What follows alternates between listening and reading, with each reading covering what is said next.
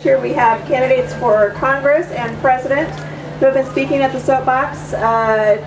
We had John McCain out here last week, and candidates for Congress all this week. And today we're really happy to have Becky Greenwald. She is a Democrat running for Congress in the 4th Congressional District, which includes Dallas County just up to the west of us, and Story County, and a large area to the north. And so we are going to give her about 20 minutes, and let's give her a big warm hand. Thank you very much. Thank you so much. Well, it's great to be here, and how appropriate that I'm here on Farm Bureau Day, since I spent the last 22 years of my life working for 2 great Iowa agriculture companies, first the Garst Seed Company, and for the last 12 years with Pioneer Hybrid. So farming is very near and dear to me, or I wouldn't have spent the last 2 decades working on that with our Iowa farmers, and also with farmers across North America and around the world. You know, my favorite time of year is in the fall, when I get to jump up into the jump seats of combines and sit there as our farmers are going through their fields bringing in the harvest and watching the yields tick across on the yield monitors.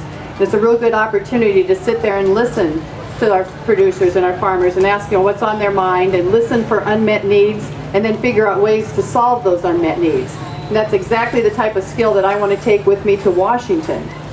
Just so you know a little bit about myself, actually in 1972, as a junior at Iowa State University, I first started knocking doors for political candidates.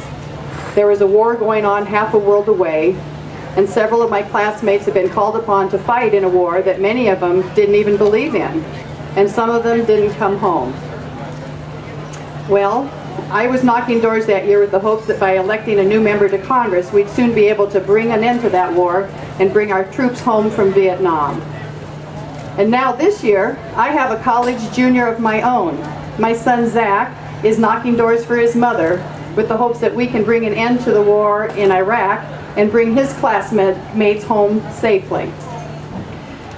You know, my first job out of college was with the American National Red Cross. Back in college days, I peacefully protested the Vietnam War, but it wasn't right the way our service members were treated when they came back home from the service. And so I wanted to do something about that. I was stationed at Wilford Hall Medical Center, which is the U.S. Air Force's largest military hospital in the world. I was a medical case worker there for the Red Cross, and I worked with our airmen that were returning home from Vietnam and with their families, helping them adjust to a life of injury and the scars of war. And while I was there at Wilford Hall, I found out that I could make a difference, maybe 1 airman at a time or 1 military family at a time. But I remember telling myself that I'm always going to do something to make a difference, whether it's with my work or how I spend my free time. Well, now we've got a new generation of veterans coming home from Iraq and Afghanistan, and we've got to be sure that we honor and keep the promises that we've made to them. In Congressman Latham, we've had a person who has voted to give benefits to overseas companies instead of our veterans. As I've traveled the 4th District and I talked to my friends and neighbors in rural Dallas County, I keep running across several families that are struggling just to get by. High fuel costs are hurting our farmers, and the cost of a ride to daycare or to football practice or even a second job is becoming more and more expensive. We need to be sure that we are taking care of the people of the state of Iowa and make sure that we're working on fuel costs that are responsible and reasonable. I've got to ask why, with the singular focus that Congressman Latham now has on drilling, has he not done something about the fuel costs before the fuel gets up to $4 per gallon?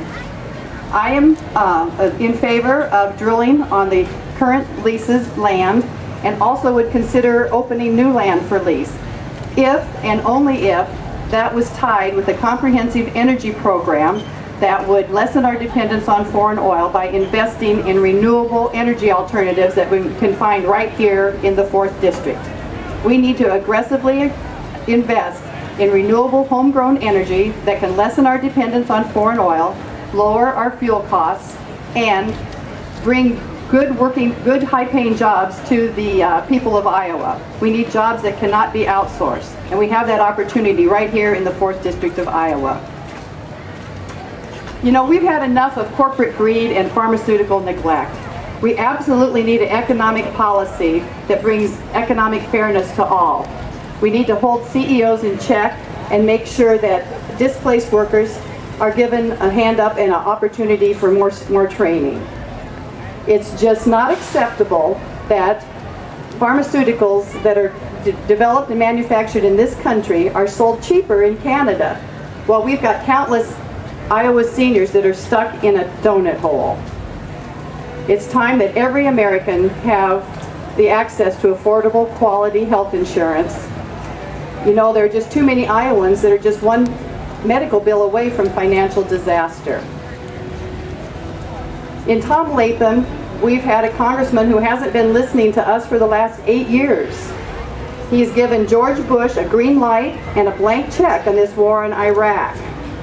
He has voted against minimum wage increases and has even opposed stem cell research.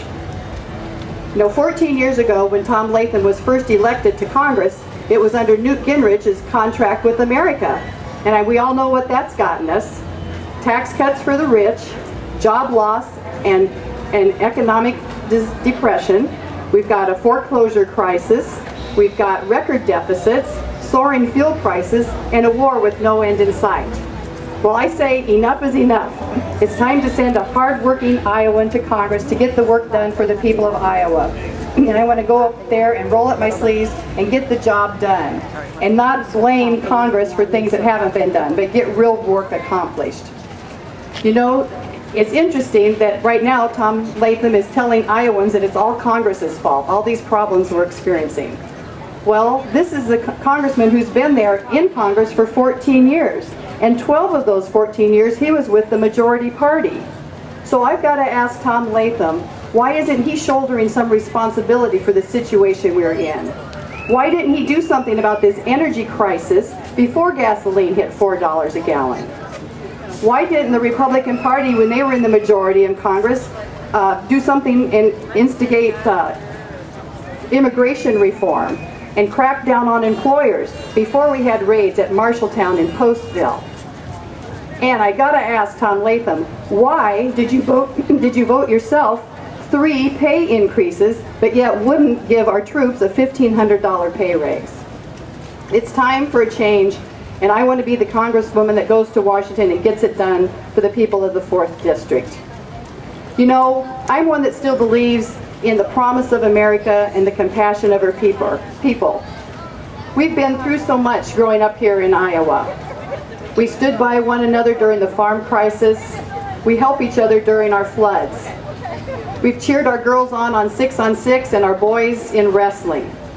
We hold our heads high and our flags higher in support of our troops. We share so much more than community. We share values. We're bound together by the common beliefs that hard work and decency, and that the opportunity for us to work together, that we can actually make a difference. I know that we can make a difference for those struggling to get by on minimum wage. And we can make a difference for those without health care or who cannot afford their prescription drugs. And we can make a difference for the young people that want a college education but are disenchanted by the high cost. We can make a difference for those who lost their homes to the floods or the tornadoes and are struggling to rebuild. I know we can make a difference for the teachers in the school districts forced to deal with the unfunded mandate known as No Child Left Behind. And we can make a difference for the nurses and the caregivers who are overworked and underpaid.